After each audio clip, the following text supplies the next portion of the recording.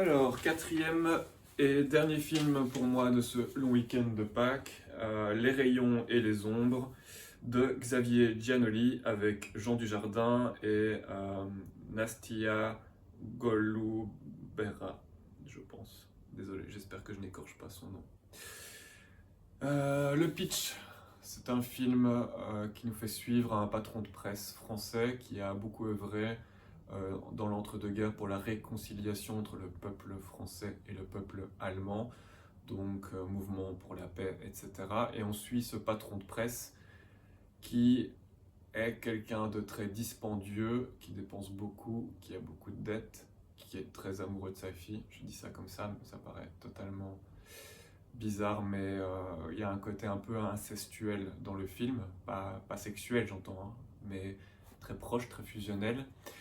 Et il va pendant la guerre collaborer avec les Allemands.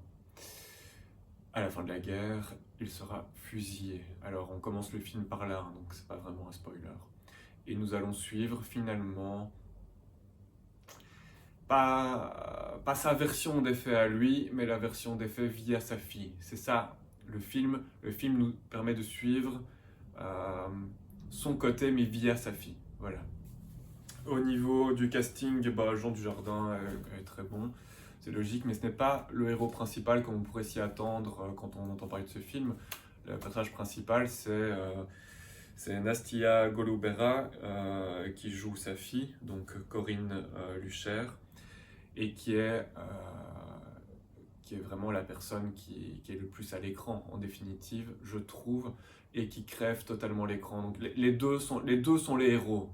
Mais pour moi, elle a un temps de présence plus important, pas forcément plus grand, mais plus important, et elle est vraiment une révélation dans ce film. Elle est formidable, elle est éblouissante, elle est vraiment exceptionnelle, de mon propre avis.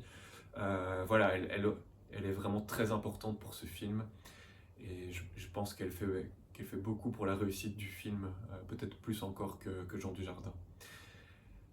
Qu'est-ce que je voudrais dire sur ce film? C'est un film qui est pour moi d'actualité, parce qu'on a beaucoup en ce moment cette rhétorique de la paix qui est dans le même esprit qu'à l'époque.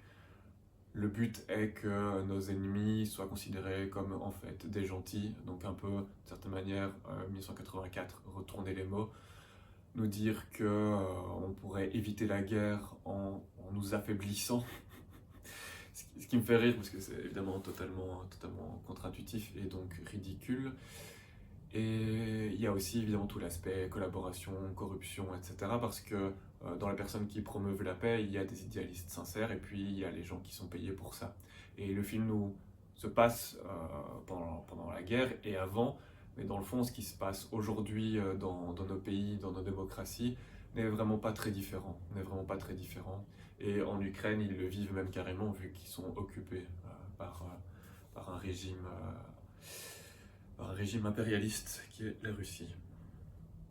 Il y a un point sur lequel je voulais venir qui n'est pas vraiment important, mais la pensée complotiste, dans le sens où l'auteur du film choisit quand même de mettre des éléments complotistes. Ça pourrait être un vrai complot en fait, hein. Quand je dis complotiste, ça ne disqualifie pas forcément le propos, mais à deux reprises.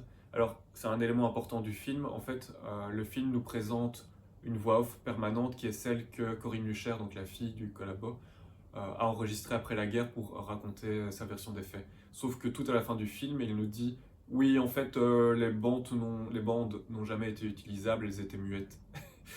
Donc ça c'est important, ça veut dire que le film nous présente dès le départ comme étant sa version, mais en fait c'est sa version écrite par quelqu'un d'autre, vu que les bandes étaient muettes. Et sachant qu'elle est morte genre en 1950, il est très probable qu'il y ait quand même beaucoup de fiction dans tout le récit, ce qui est un peu dommage, mais on ne sait pas vraiment faire autrement non plus. Alors, donc il y a cet aspect, les bandes muettes, est-ce qu'elle a vraiment fait une erreur ou est-ce qu'on les a effacées ces bandes? Il y a l'aspect Otto. Otto, c'est l'ambassadeur d'Allemagne qui est l'ami de Jean Lucher, avec lequel ils font toute cette idée pour la paix, toute cette association pour la paix. Il décède après avoir acheté une voiture française et il y a eu un problème avec la voiture. Et donc il y a eu une pensée complotiste que genre on a voulu le faire disparaître, mais il avait déjà fait 10 ans de prison. Il avait été libéré par la France. Je pense que si on avait voulu le faire taire, on l'aurait fait taire en prison, on n'aurait pas commencé à faire tout un complot avec une voiture, etc.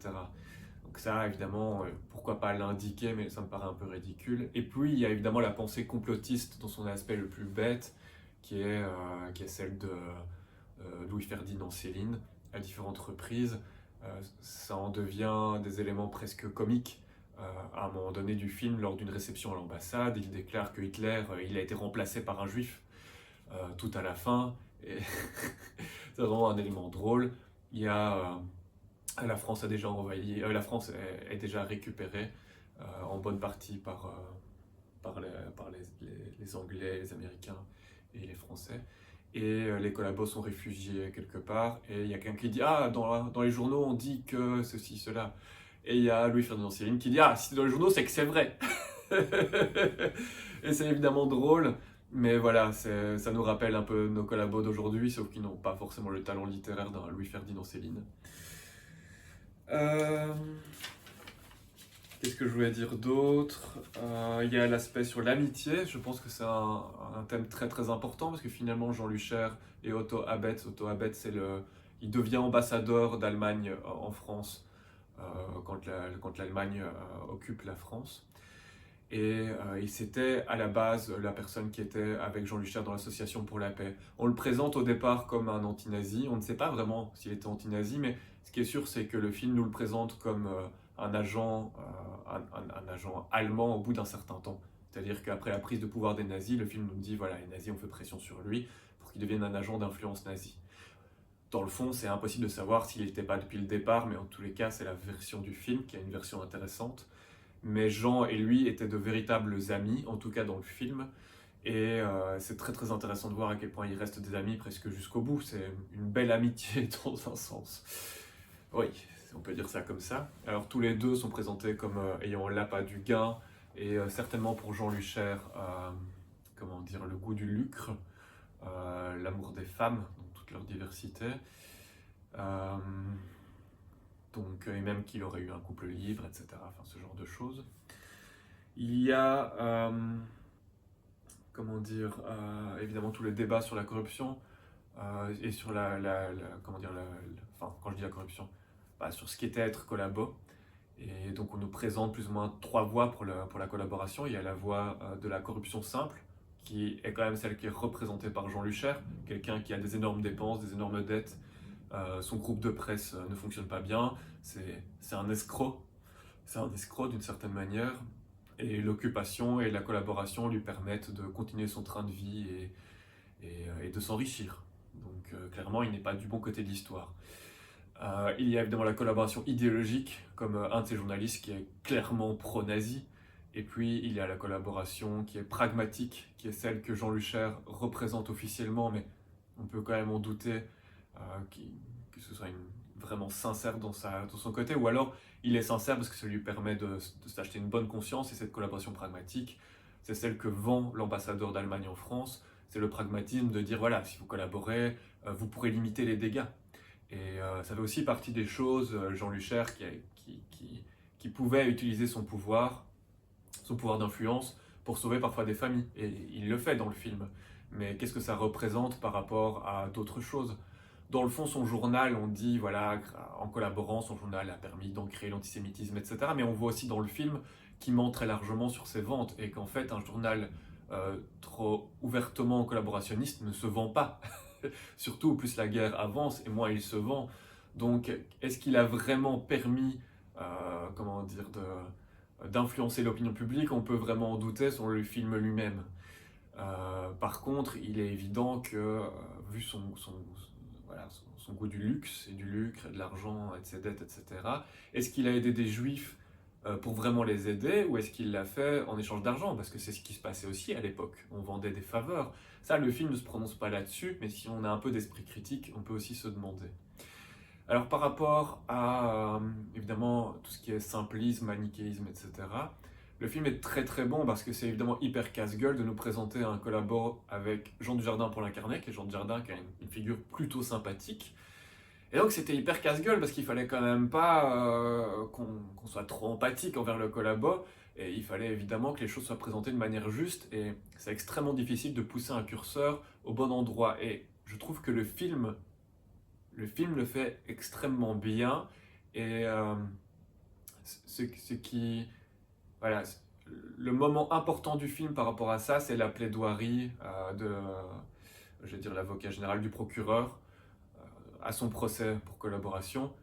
C'est une plaidoirie, je ne sais pas si elle est vraie, historique ou pas, mais en tout cas qui est très très juste dans ses termes et qui représente bien que la collaboration n'était pas obligée et que dans le fond, sa condamnation est probablement justifiée, c'est sûr. Même s'il a été fusillé, je ne suis pas forcément pour la peine de mort, mais voilà, d'une certaine manière, pour l'époque, pour le contexte de l'époque, ça paraît justifié.